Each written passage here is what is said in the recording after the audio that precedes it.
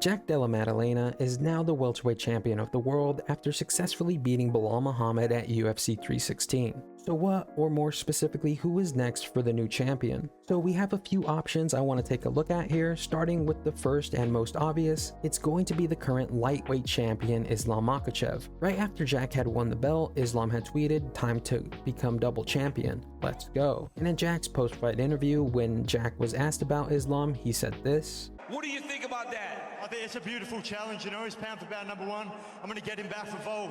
Also, Dana White essentially confirmed it earlier this week at the pre-fight press conference. Poirier did an interview a few minutes ago where he said the winner of this fight is going to determine whether he fights Islam Makhachev or Charles Oliveira on International Fight Week. Can you confirm that that's the stakes attached to this main event too? Yeah, there's a lot of moving parts right now, and yeah, that's pretty accurate. So I say the most exciting and likely thing that is next for Jack is Islam Makhachev. The second option is going to be a rematch for Belal, who just lost. Belal put on a great fight and made it entertaining. The fight went to a decision, and it seems some fans thought Belal was the winner. Muhammad had a 10-fight win streak before losing to Jack this weekend, and Belal was an extremely active fighter. He fought his way through the welterweight division that was filled with absolute killers. He might not have been super entertaining stylistically, but the dude is a great fighter, and he's worked his ass off to become champion. And in his last fight, I think he really tried to prove that he wasn't the boring fighter everyone said he was. And if anyone deserves a rematch, it's him, to be honest. The dude doesn't get the respect he deserves. Third and finally is going to be the #1 ranked contender Sean Brady. This monster of a man just submitted Leon Edwards in his last fight. He lost to Belal Muhammed in 2022, Belal's first TKO,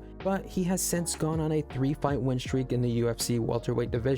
Anyone deserves a shot besides Belal or Islam, it's Sean Brady. I would say and add Shavkat Rakhmonov to this list, but he just had surgery, and I believe he is now out for a little bit, and the rumors are until next year, but nothing has been confirmed. But what about the rest of the division? It's absolutely stacked. Just look at the names on this list, killer after killer, and all these dudes are very active. Keep in mind, I am using the old rankings at the moment. They will most likely update Tuesday, but they don't usually change that much, and I would like this video to be out Monday. Now, it's time to play matchmaker and match up the entire top 15. Starting with some matchups that are already official, we have Gilbert Burns versus Michael Morales. That takes place this weekend, May 17th. Kamaru Usman versus Joaquin Buckley is set to take place on June 14th, 2025, so next month. Vicente Luque versus Kevin Holland takes place in June 2025 at UFC 316. Now, moving on to the fights I would make with the current rankings, and we're gonna kind of do this as quick as we can. I will match up the number 15th Michael Venom Page versus the number 13th Carlos Prates.